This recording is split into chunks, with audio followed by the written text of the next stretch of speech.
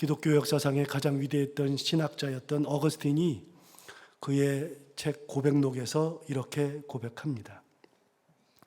하나님, 내 안에 하나님 당신이 들어오실 자리가 있단 말입니까?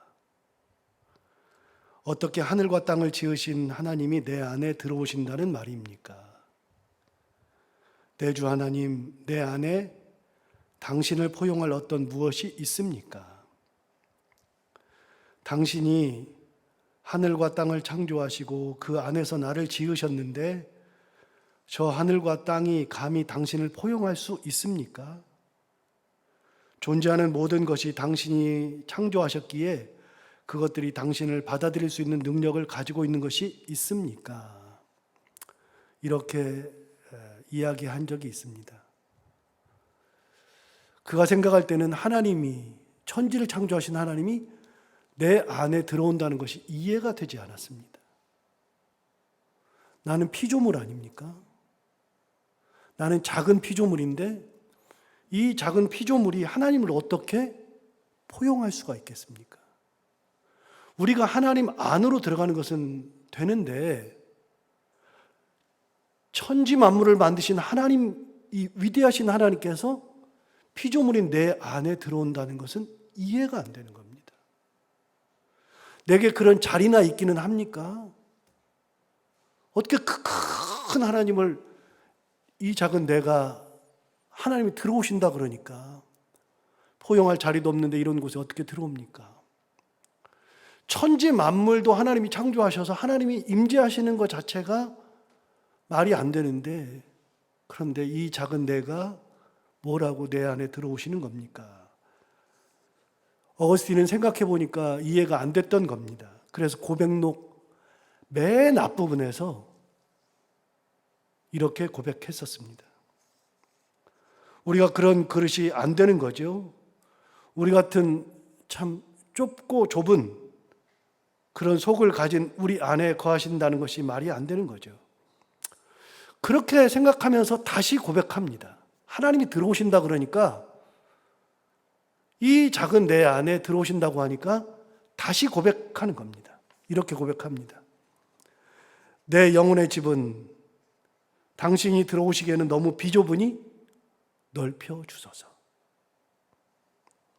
폐허가 된 집이니 수리해 주소서. 당신의 눈에 거슬리게 한 것이 너무 많이 있는 것을 알고 고백하오니 깨끗게 하소서. 이 안에 들어온다 그랬는데 나는 이 안은 너무 비좁으니까 하나님이 넓혀 주십시오. 다 무너졌으니까 하나님께서 수리해 주십시오. 하나님 눈에 거스리게 하는 것이 너무 많이 있는 것을 다 알고 있으니까 내가 이렇게 너무나 더럽고 추하니까 하나님 깨끗하게 해 주십시오. 라고 고백했습니다. 어거스틴이 고백한 것처럼 이해가 되지는 않지만 하나님께서는 우리 안에 들어와서 거하시는 분이죠. 더럽다고 해도 찾아오시고 비좁다고 해도 찾아오시고 망가졌다고 해도 찾아오시고 주님은 막무가내로 우리 안에 들어와서 우리와 동행하기를 원하시는 분이십니다. 너무 죄송하고 얼굴을 들 수 없는 존재인데 주님은 그렇게 하시겠다는 겁니다. 사실 우리는 우리 자신을 다 공개하지 못합니다. 여러분은 여러분 자신을 공개합니까? 100% 완전하고 깨끗하지 않기 때문에 누군가가 나의 실체를 아는 것이 두려워서 우리는 우리 자신을 남들에게 공개하지도 못합니다. 우리가 예수를 믿으면서 깨끗하고 흠이 없게 살려고 노력하니까 다른 이들에 비해서는 비교적 깨끗한 것은 맞는데 그렇다고 해서 흠도 없고 점도 없지 깨끗한 존재는 아니라는 얘기입니다. 생각해보면 우리는 더러운 것이 너무나도 많습니다. 하나님의 뜻대로 살지 못할 때가 너무나도 많죠. 죄가 많은 존재입니다. 미워하지 말라 그랬는데 우리는 미워하고 있으니까요. 하나님이 미워하지 말라 그랬는데 미워하고 있는 내가 있는데 이 안에 들어온다? 말이 안 되는 거죠. 그런 내가 스스로 보이는 겁니다. 그래서 주님에게 깨끗하게 해 주십시오 라고 고백합니다. 하나님, 들어오신다고 하시니 감당할 수 없는데 좁으니 넓혀주시고 망가졌으니 수리해 주시고 더러우니 깨끗하게 해주십시오 라고 고백할 수밖에 없는 겁니다.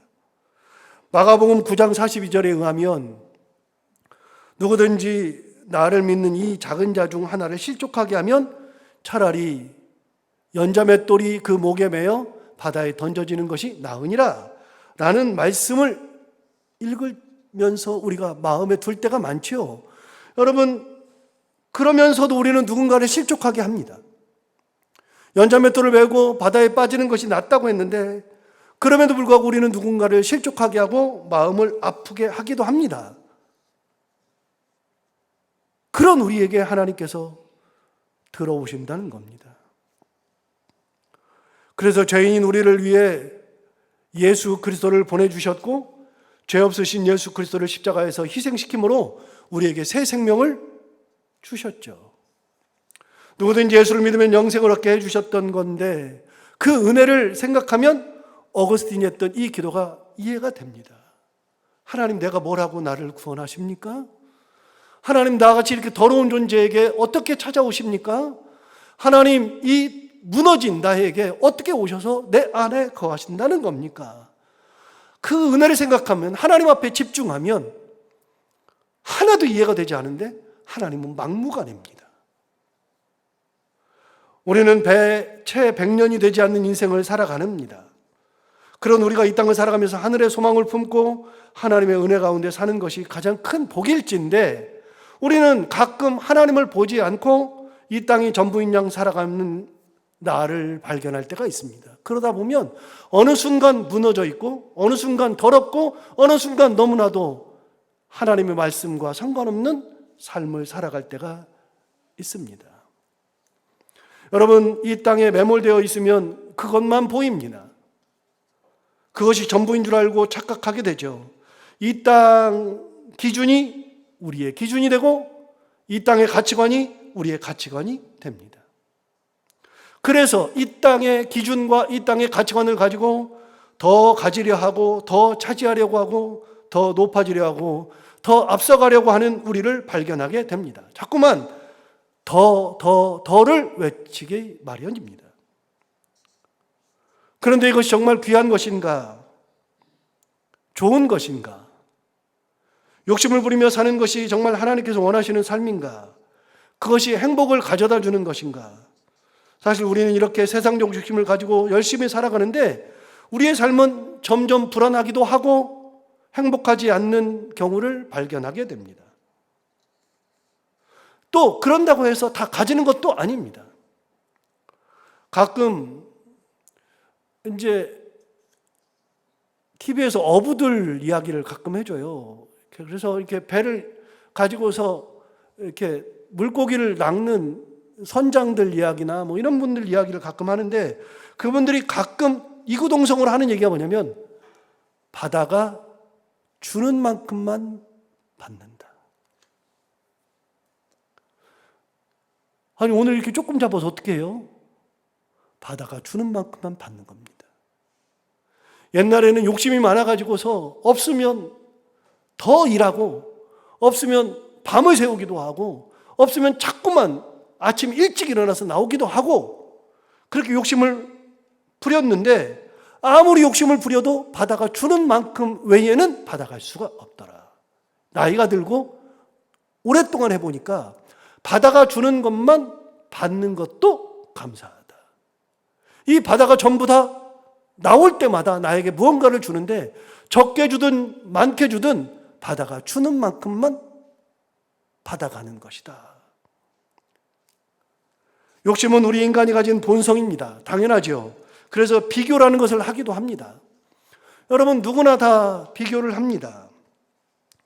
누가 더 잘한다 싶으면 부럽기도 하고 짜증나기도 하고 결국 그 친구들을 만나지 않게 되기도 합니다. 특히 많은 사람들은 동종업계 사람들을 비교하죠. 여러분은 안 그렇습니까? 저는 가끔 그럽니다. 그런데 비교하는 대상이 다른 분들이 아니고요. 동종업계 사람들이에요. 같은 목사죠. 여러분은 어떤 직업을 가지고 있으면 같은 직업을 가지고 있는 누군가를 비교하지 않습니까? 또 모임에 나오는 사람, 같이 얼굴 보는 사람들이 비교 대상입니다. 그래서 저에 비해서 내가 초라해 보일 때가 있죠. 가끔 저건 아닌데, 저 사람은 뭐 능력도 별로 없는데, 저 사람은 어떻게 저렇게 하지? 그렇게 할 때가 있습니다. 그런 비교하게 되면 저절로 찾아오는 게 있습니다. 저절로 찾아오는 게, 비교의식 속에 행복함은 별로 없고요, 항상 마음에 지옥을 만듭니다. 불만이 가득 차고요. 그러는 순간부터 불행해집니다. 저도 욕심이 많은 사람이라서 비교의식이 참 많았던 사람이고요, 지금도 가끔 비교하게 됩니다. 자존심이 셀수록 비교의식이 더 많은데 저는 자존심도 세요. 그래서 그런 거 진짜 많았던 적도 있었습니다. 그런데 그게 뭐 중요하다고요? 집중하지 않아서 그렇거든요. 집중하지 않아서. 하나님 앞에 집중하지 않고 다른 거에 집중하면 그렇게 됩니다. 세상적 가치관에 집중하면 그렇게 되는 겁니다. 세상적 가치관, 세상적 사고에 집중하면 자꾸만 거기에 매몰됩니다. 그게 전부인 것 같습니다. 저 사람은 잘하는데, 그런데 내게 주어진 것은 별로 생각하지 않게 되거든요. 어거스틴의 시선, 마음이 어디에 고정되어 있는가 가만히 볼까요? 어거스틴이 얘기했습니다. 하나님, 내게 들어온다고 하니 내가 하나님을 받아들일 수 있는 공간이나 있습니까? 어거스틴은 뭐에 집중하냐면요, 하나님이 내게 들어오는 것에 집중하는 거죠. 더러운 내게, 무너진 내게, 그런 내게 집중하니까 하나님이 어떻게 내게 들어오시느냐? 하나님이 보이는 거죠. 그러나 하나님이 보이지 않고 하나님께 집중하지 않고 세상을 집중하면 그 세상이 전부인 양 쫓아가는 내가 발견됩니다. 여러분, 이 땅 살아가면서 우리는 그런 것 때문에 힘들지 않습니까? 가끔은 더 많이 가져야 하고, 더 높아져야 하고, 더 앞서가야 하고, 그런 것 때문에 우리 스스로를 스스로가 갉아먹습니다. 그렇게 더를 외치면 감사가 사라지고요, 비교가 자꾸만 되면서 삶이 점점 더 불행해지는 거죠. 여러분, 어거스틴이 그런 고백을 할 수 있었던 것은 세상을 보지 않고 하나님에게 집중했기 때문에 그렇습니다. 내 시선이 하나님께 고정되어 있으니까 가만히, 저도 어거스틴의 고백록을 가끔 읽거든요. 이번 주에 어거스틴의 고백록을 읽다가 이 말씀을 보면서, 제가 어거스틴의 고백록을 많이 읽으니까요, 가끔 읽을 때마다 그럴 때마다 봤던 문구인데요, 이 말씀이 이번 주에 저한테 너무나도 은혜가 되는 거예요. 가만히 생각해 보니까 잊어버렸네요. 어거스틴의 이 말을 많이 묵상도 하고 생각도 하고 개념으로 가지고 있기도 하는데, 그런데 어느 순간에 또 잊어버렸는데 읽어보니까 또 이 어거스틴의 이 개념이 저한테 들어오는 거예요. 여러분 보세요. 어거스틴은 어디에 눈이 고정되어 있냐면 하나님께 고정되어 있으니까요, 부족한 내가 보이고, 무너진 내가 보이고, 죄악인 내가 보이는 거예요. 세상 사람들이 보이고 그들과 비교하게 되고 이런 게 아니고요, 하나님께 집중하니까 하나님이 보이고, 은혜가 보이고, 부족한 내가 보이고, 넓혀주기를 간구하고 깨끗게 하기를 간구하고 하나님의 은혜가 전부임을 고백하게 되는 거죠. 뒤집으면 어떻게 됩니까? 여러분, 뒤집으면 어거스틴은 다른 거에 집중하지 않았다는 겁니다. 다른 이들과 비교도 없었습니다. 더 그런 개념이 없습니다. 여러분, 하나님을 바라보면 세상이 그리 크게 보이지 않습니다. 내게 주어진 것이 감사할 수 있습니다. 이만큼 준 것이 감사합니다. 이런 은혜가 너무나도 감사하죠. 내가 오늘 이 주일에 이 교회에 와서 예배 드릴 수 있는 것이 감사하죠. 가끔 드는 생각인데, 제가 오늘 새벽 2시쯤에 잠이 깨가지고 이제 깨버렸는데, 새벽 2시에 잠이 깨가지고서 했는데 허리가 좀 아파요. 허리가 안 아픈데 그냥 허리가 조금 아파요. 그래서 폼롤러 있죠. 폼롤러 이렇게 둥그런 거 그걸 등에다 대고 30분을 마사지를 했습니다. 30분을 마사지하고서 드는 생각이 뭐냐면, 아, 내가 허리 안 아픈 게 너무나도 감사한 거구나. 허리 수술을 했었는데 수술한 내가 이렇게 건강한 게 너무나도 감사한 거구나. 여러분, 하나님이 주신 은혜, 하나님을 생각하면 내게 주신 것이 너무나도 감사한 거예요. 지금 누리고 있는 것이 감사한 거죠. 내가 일할 수 있다는 것이 감사하고, 내가 이 나이 되어서도 경제활동 한다는 것이 감사하고, 내가 남에게 손 안 벌리는 것이 감사하고, 하나님의 은혜 가운데 내가 자녀를 키운다는 것도 감사하고, 하나님의 은혜 가운데 내가 오늘도 숨 쉴 수 있다는 거, 예배할 수 있다는 거, 모든 것이 하나부터 열까지 다 감사죠. 거기에 시선이 고정되지 않고 다른 거에 시선이 고정되면, 저 사람은 왜 이렇게 잘 되지? 저거는 왜 이렇게 좋지? 그런 거에만 몰두되는 거예요.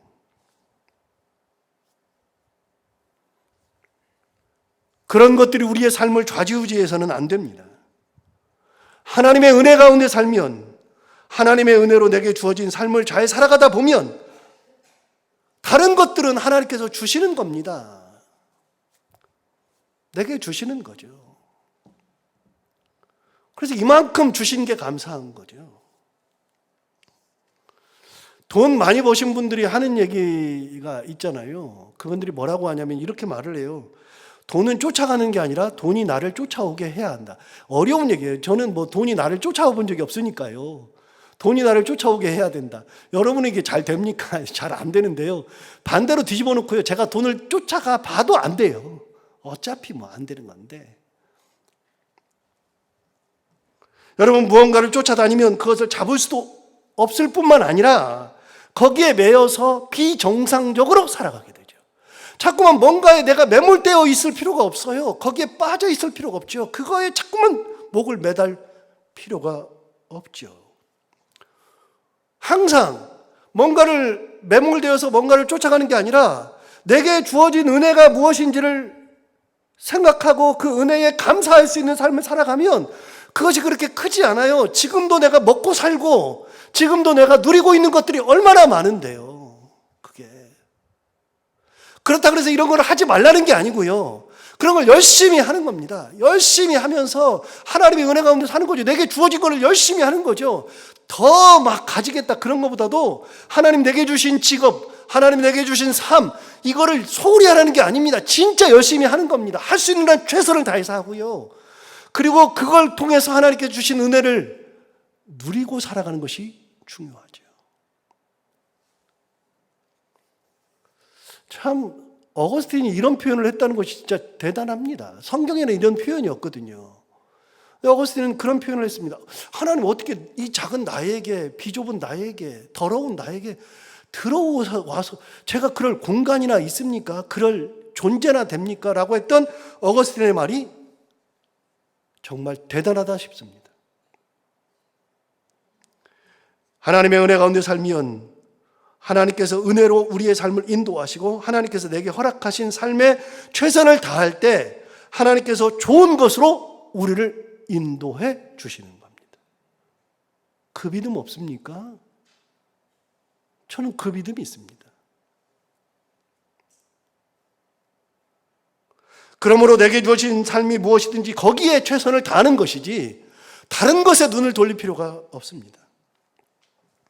저는 세례 요한을 볼 때마다 어떻게 이런 삶을 살까 하는 생각을 항상 가지고 있었습니다. 그는 평생 빛을 거의 보지 못하고 조연 역할만 하다가 간 존재에 불과하죠. 여러분 다 알죠. 사람으로 태어났다면 당연히 주연으로 살다가 가는 것이 꿈일 텐데 그는 그런 인생을 살지 못했습니다. 그럼에도 불구하고 그것으로 인해서 그의 삶이 무너지지도 않았습니다. 영성이 정말 대단해요. 저는 세례 요한을 생각할 때마다 좀 안 됐다 이런 생각이 진짜 많아요. 항상 많아요. 그런데 세례 요한은 그런 것 때문에 삶이 무너지지 않습니다. 그런 그의 삶에 대해서 요한복음의 저자인 사도 요한이 세례 요한에 대해서 몇 가지를 평가했는데요. 그가 전한 평가가 무엇일까요? 여러분 요한복음 1장에 보면 1장이 시작이잖아요. 1장 시작할 때 1장은 온통 예수님에 대해 소개하는 겁니다. 1장은 온통. 그래서 예수님 태초에 말씀이 계시니라 그 말씀이 하나님과 함께 계셨으니 뭐 이러면서 예수님에 대해서 쭉 설명합니다. 1장이 예수님에 대한 설명인데 예수님에 대한 설명 중에 세례 요한이 꼭 집어서 나옵니다. 그 예수님과 함께. 6절에 처음 세례 요한에 대해서 나오는데요. 6절에 이렇게 말합니다. 하나님께로부터 보내심을 받은 사람이 있으니 그의 이름은 요한이라. 예수님을 소개하면서 세례 요한을 소개하면서 같이 소개할 때 뭐라 하냐면 세례 요한은 하나님께로부터 보내심을 받은 사람이라 그랬습니다. 그의 인생은 조연이었습니다. 그런데 세례 요한을 사도 요한은 뭐라고 표현했냐면 하나님께로부터 보내심을 받았답니다. 빛을 보지 못했습니다. 그런데 그는 하나님께로부터 보내심을 받았답니다. 7절에 보면 이렇게 말합니다. 그가 증언하러 왔으니 곧 빛에 대하여 증언하고 모든 사람이 자기로 말미암아 믿게 하려 함이라. 여러분 그가 하나님께 보내심을 받았는데 보내심을 받은 그 사명이 뭐냐? 증언하러 온 거라고. 증언인데 빛에 대하여 증언하고 빛이신 예수 그리스도에 대해서 증언하고 모든 사람이 자기로 말미암아 예수를 믿게 하는 것이 자기의 사명. 하나님이 그를 보내신 이유는 빛에 대해서 증언, 자기의 증언으로 말미암아 사람들이 예수를 믿는 거, 이거랍니다. 이게 사도 요한이 세례 요한에 대한 평가를 한 겁니다. 8절에도 이렇게 말했습니다. 그는 이 빛이 아니요 이 빛에 대하여 증언하러 온 자라. 여러분 세례 요한은 빛이 아니랍니다. 빛에 대하여 증언하러 온 것일 뿐이지 빛은 아니랍니다. 여러분 이 사도 요한이 요한복음을 쓰면서 세례 요한에 대해서 계속 얘기하는 게 뭐냐면 증언이라는 겁니다. 증언하러 왔다, 증언했다. 그는 이 빛에 대하여 증언하러 왔다. 계속 증언이라는 표현을 합니다. 여러분 증언이라는 표현은 계속해서 더 나오는데요. 15절에 보면 이렇게 말했습니다. 요한이 그에 대하여 증언하여 외쳐 이르되. 자, 6절, 7절, 8절에서 요한에 대해서 이야기한 적이 있습니다. 뭐라고 이야기했냐면 그는 하나님으로부터 보내심을 받았다. 증언하러 왔다. 그는 빛이 아니요 빛에 대해서 증언한다. 증언이라는 말을 계속했는데 그래서 세례 요한이 증언자, 예수 그리스도를 증언했던 증언자랍니다. 증언이 뭡니까? 증언이라는 것은 내가 뭔가 본 거, 내가 아는 거, 그거를 갖다가 다 밝혀내는 것이 증언 아닙니까? 그런데 그는 예수님에 대해서 증언하는 거랍니다. 그런데 15절에서 요한이 그에 대하여 증언하여 외쳐 이르되. 그가 누굽니까? 예수 그리스도입니다. 실제로 그는 증언자로 왔다 그랬는데 15절에 가보니까 사람들 앞에서 증언했습니다. 예수 그리스도에 대해서 증언했습니다. 19절에 의하면 이렇게 말합니다. 유대인들이 예루살렘에서 제사장들과 레위인들을 요한에게 보내어 네가 누구냐 물을 때에 요한의 증언이 이러하니라. 사람들이 물어볼 때도 자기가 증언하게 되었습니다. 예수님을 증언했습니다. 32절에 보면 이렇게 말합니다. 요한이 또 증언하여 이르되 내가 보매 성령이 비둘기같이 하늘로부터 내려와서 그의 위에 머물렀더라. 요한이 예수 그리스도를 보았는데 성령이 비둘기같이 하늘로부터 내려와서 예수 그리스도 위에 머물렀다. 요한이 예수 그리스도를 증언했습니다. 34절도 말합니다. 내가 보고 그가 하나님의 아들이심을 증언하였노라. 여러분 요한은 이미 6절, 7절, 8절에서 사도 요한이 요한복음을 쓰면서 요한에 대해서 뭐라 그러냐면 그는 증언자인데 하나님께로부터 보내심을 받은 자, 그가 증언하여 예수 그리스도를 증언했는데 그 증언은 빛에 대해서 증언하는 거다. 그거를 대전제로 얘기했는데 실제로 15절, 19절, 32절, 34절 1장에서 계속 예수 그리스도를 증언하고 있었습니다. 뭐죠? 세례 요한은 증언자였습니다. 그게 하나님께로부터 보내심을 받은 그의 사명이었습니다. 여러분은 태어나가지고 누군가를 증언만 하다 죽는다. 저는 안 좋을 것 같은데요. 저는 욕심이 많아서 그거는 안 하고 싶은데요. 누구 들러리만 선다. 안 하고 싶은데요. 여러분 하고 싶습니까? 그런데 사도 요한이 바라본 세례 요한은 그것만 하다가 죽은 겁니다. 전제를 했습니다. 그는 하나님께로부터 보내심을 받은 자, 증언하러 온 자, 빛에 대해서 증언하는 자, 전제했는데 실제로 사람들을 만날 때, 누구를 만날 때마다 예수 그리스도를 증언했습니다. 자기 역할에 지극히 충실한 인생을 살았죠. 그러니까 어느 날 제자들 2명이 찾아와 같이 있는데 예수님이 지나가는 겁니다. 가는데 제자들한테 얘기하는 겁니다. 보라, 하나님의 어린 양이로다. 자기 제자들 앞에서조차도 하나님의 어린 양임을 증언했습니다. 그랬더니 그 두 제자가 그래요? 그러면 우리 잠시 예수님한테 갔다 와야 돼. 갔다 와라. 그 두 제자가 예수님을 따라갔습니다. 따라가서 예수님의 말씀을 듣다 보니까 밤이 되었습니다. 밤 10시가 되었을 때 예수님에게 묻습니다. 주님, 오늘 주님과 함께 자도 됩니까? 자거라. 그래서 잤습니다. 자고 일어난 다음에 그 둘은 돌아오지 않았습니다. 예수님의 제자가 되었죠. 그런데 그 두 제자 중에 한 사람을 성경은 소개합니다. 그게 1장에 나오는 겁니다, 지금. 1장에 계속해서 나오는 건데. 1장에서 그 두 제자 중에 한 명을 소개하는데 그 두 제자 중에 한 명이 누구냐?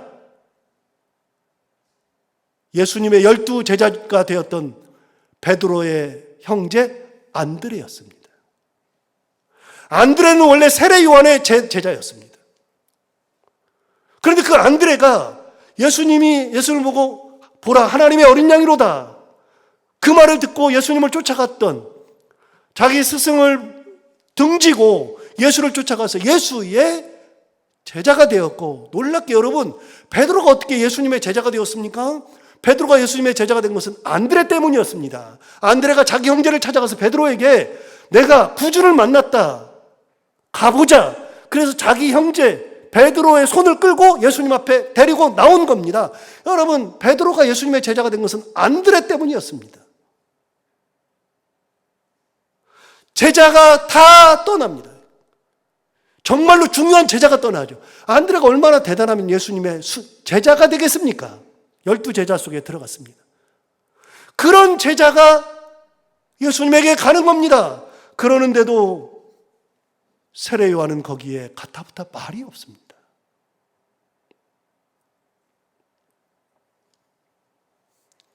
저는 그걸 볼 때마다 이게 보통이 아니다. 이게 말이 안 된다. 맨날 생각했습니다. 세례 요한은 말이 안 된다. 그러던 어느 날 감옥에 갇혀 있는데 요한의 제자가 왔습니다. 자기 세례 요한의 제자가 와서 감옥에 갇혀 있는 제자 이제 요한에게 말을 합니다. 오늘 보면 26절에 이렇게 말하죠. 그들이 요한에게 가서 이르되 랍비여, 선생님과 함께 요단강 저편에 있더니 곧 선생님이 증언하시던 이가 세례를 베풀매 사람이 다 그에게로 가더이다. 여러분, 여기도 증언이라는 단어가 나오잖아요. 사도 요한은요, 특별히 세례 요한을 이야기할 때마다 꼭 증언이라는 단어를 계속 씁니다. 의도적으로 씁니다. 세례 요한은 증언자였거든요. 그렇게 평생을 살았거든요. 감옥에 갇혀가지고서 곧 오늘 내일 하고 있는 그 세례 요한에게 제자가 와서 선생님과 함께 요단강 저편에 있던 그 사람, 그 선생님, 예수, 선생님이 그 증언하시던 이가 있는데 그분이 세례를 베푸니까 사람들이 다 가더이다. 제자도 이해가 되지 않았습니다. 세례 요한의 제자마저도 이해가 되지 않았습니다. 너무 황당하고 화가 났겠죠. 내 스승은 감옥에 갇혀 있는데 예수가 누굽니까? 내 스승이 세례 줬던 사람입니다. 가만히 생각해 보세요. 내 스승이 세례를 줬던 사람이죠. 그를 한껏 지켜 세워서 사람들 앞에 소개해 줬던, 내 스승이 소개해 줬던, 사람들 앞에 소개해 줬던 사람이었습니다. 이름도 없었던 존재를 세워 주었던 거죠. 그런데 어느 날 같은 제자들 중에서 둘이, 그것도 안드레가 예수님을 따라가 버렸고 이제는 내 스승이 감옥에 있는데 그 예수를 사람들이 다 따라가 버리니까 이게 얼마나 화가 날 일입니까? 저는 이 제자가 했던 이 말이 이해가 됩니다. 여러분은 어떻습니까? 저도 100% 이해됩니다. 28절 대답합니다. 내가 말한 바 나는 그리스도가 아니요 그의 앞에 보내심을 받은 자라고 한 것을 증언할 자는 너희니라. 여러분 뭐라고 얘기하냐면, 내가 뭐라고 얘기했냐, 나는 그리스도가 아니다, 나는 빛이 아니다, 내가 얘기한 적이 있지 않느냐. 나는 빛이 아니라고 얘기했잖아. 나는 그리스도가 아니라고 얘기했잖아. 나는 그리스도를 증언할 뿐이라고 얘기했잖아. 나는 그리스도가 아니요 그의 앞에 보내심을 받은 자라고 했던 거 기억하지. 나는 보내심을 받았어. 그런데 그 다음 보세요. 그의 앞에 보내심을 받은 자라고 한 것을 증언할 자는 이제 누구라고요? 너희니라. 너희니라. 내가 증언하는 것이 아니라 나는 이제 감옥에서 생이 끝날 텐데 예수 그리스도를 구주라고 그리스도라고 증언할 자는 이제는 너희여야 된다. 이게 이해가 됩니까? 이게 세례 요한의 영성입니다. 자, 설교를 앞으로 돌려서 앞에 제가 어거스틴 얘기를 하면서 어거스틴이 하나님께 집중했다 그랬습니다. 그의 시선이 하나님께 고정되어 있으니까 세상 걸 가지고서 하나님과 대화하고 하나님 앞에 기도하고 그랬던 것이 아니라, 그가 하나님 앞에 고백했던 것은 하나님 앞에 고정하니까 하나님이 내 안에 들어오시는 그 하나님이 보이는 겁니다. 하나님 나한테 어떻게 들어옵니까? 이 작은 나에게 어떻게 들어옵니까? 이 더러운 나에게 어떻게 들어옵니까? 이해되지 않지만 하나님에게 들어오시는 겁니다. 그러니까 한 걸음 나가서 고백하는 거죠. 하나님, 나는 비좁으니 넓혀주십시오. 폐허가 되었으니 고쳐주십시오. 나는 하나님 보시기에도 거슬리는 것이 너무나도 많은 더러운 사람이니 하나님 나를 깨끗하게 해주십시오. 여러분, 이렇게 고백할 수 있었던 근거는 뭐냐면 그가 그의 눈을 들어서 하나님께 집중하기 때문에 그런 겁니다. 제가 세례 요한의 설교를 준비하면서, 이번에 설교를 준비하면서 이 고백록과 같이 읽으면서 묵상하면서 이렇겠구나라는 생각을 진짜 처음 했습니다. 저는 세례 요한이 잘 이해도 안 되고 세례 요한은 참 어떻게 이런 인생을 살다가나 그랬는데 설교를 준비하면서 새롭게 깨달았습니다. 세례 요한이 자기의 제자를 뺏기는 거라 똑같고, 내가 줬던 저 예수를 따라가는 사람들도 이게 배은망덕하고 그럴 것 같고, 나는 그렇게 하다가 나는 여기서 죽어가는데 예수만 잘 되는 것 같고, 여러분 그렇게 생각하기 시작하면 그러면 인생이 무너집니다. 그런데 세례 요한은 무너지지 않습니다. 왜요? 세례 요한은 자기 사명에 충실했거든요. 하나님이 주신 은혜가 있었거든요. 여러분 가만히 생각해 보세요. 뒤집어 보세요. 세례 요한은 얼마나 받은 은혜가 많은지 어느 누구도 예수님의 오심을 미리 보냄을 받아서 증언한 사람이 없었습니다. 세례 요한밖에는 없었습니다. 대단하죠. 저는 그 대단한 것은 별로 생각하지 못했거든요. 안 했거든요.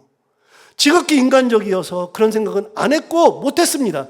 그런데 가만히 보니까 세례 요한은 다른 사람은 한 번도 한 적이 없는 빛이신 예수 그리스도를 증언하는 증언자였습니다. 세례 요한은 많은 사람들을 세례를 주며 예수 그리스도를 소개할 수 있었습니다. 그는 가는 곳마다 사람들이 모였습니다. 얼마나 많은 사람들이 모여 있는지 모릅니다. 그는 예수님에게 세례를 주었고 예수님을 소개했던 사람이었습니다. 여러분 뒤집어 보니까 세례 요한이 대단한 겁니다. 여러분 비교해 보자면 한도 끝도 없죠. 그래서 인생은 비교하면서 사는 인생이 아니라요, 내게 주어진 은혜를 기억하면서 사는 겁니다. 내게 주신 은혜가 얼마나 큰지. 내게 이런 건강 주시고, 내게 이런 은혜 주시고, 내게 이렇게 귀한 사람들을 허락해 주시고, 내게 이렇게 먹고 살 수 있는 은혜를 주시고, 그래도 시와 때마다 좀 쉴 수 있는 여유도 주시고, 그래도 여행도 다닐 수 있게도 조금 해주시고, 숨 쉴 수 있게 해주시는 하나님의 은혜가 얼마나 큰지, 그 하나님의 은혜에 집중하면 은혜의 삶을 사는 건데, 그게 아니라 저 사람은 저기까지 갔네, 저 사람은 맨날 저렇게 사네, 그렇게 시작하면 하나님의 은혜가 보이지 않고 거기에 매몰되어 있는 거죠. 여러분, 세례 요한 생각해 보면요, 세례 요한 참 불쌍한 것 같잖아요. 그런데 생각해 보니까 아니에요. 이렇게 은혜 가운데 사는 거 대단한 거구나. 30절을 볼까요? 마지막으로 그가 이렇게 말합니다. 물론 29절도 중요하긴 하지만 30절을 보겠습니다. 이렇게 말했습니다. 그는 흥하여야 하겠고 나는 쇠하여야 하리라. 왜요? 집중했거든요. 하나님 앞에 집중했거든요. 여러분, 하나님 앞에 집중하면 쇠함과 흥함이 큰 의미가 별로 없습니다. 내가 이렇게 쇠하여 가는 것도 사명 감당하고 가는 거죠. 그래서 우리는요, 가정에서 우리 자녀를 잘 키우는 것이 은혜 중에 은혜입니다. 자녀를 잘 키우는 게 내게 주신 사명이거든요. 자녀를 잘 키우는 것이. 여러분, 내가 건강에 사는 것이 사명이거든요. 그걸 통해서 하나님의 영광을 드러내는 것이 사명이거든요. 그렇게 살다 가는 것이 얼마나 큰 은혜인지, 정말로 큰 은혜임을 고백할 수밖에 없는 거죠. 여러분, 이 교회를 주신 것이 얼마나 감사합니까? 그래도 1층 리모델링 한다는 것만 해도 감사하고요. 나중에 끝났을 때 이곳에 저는 목사로서 성도들이 주일날 끝나고 가는 곳이 없는 것이, 우리 성도들은 어디 쉴 데가 없어요. 교회가 쉴 데가 없는 것이 너무나도 괴로운데, 때가 되어서 이제는 쉴 수 있는 공간이 있고, 교회에 와가지고 쉴 수 있는 공간이 있고, 우리끼리 좋은 시간 보낼 수 있는 공간이 생긴다는 것도 감사하고, 그리고 이 공간을 통해서 이웃들에게 개방해서 이웃들이 와가지고서 얼마든지 쉴 수 있는 공간을 만들어준다는 것도 감사하고, 할 수 있는 게 얼마나 많습니까? 생각해보면 다 감사죠. 다 감사.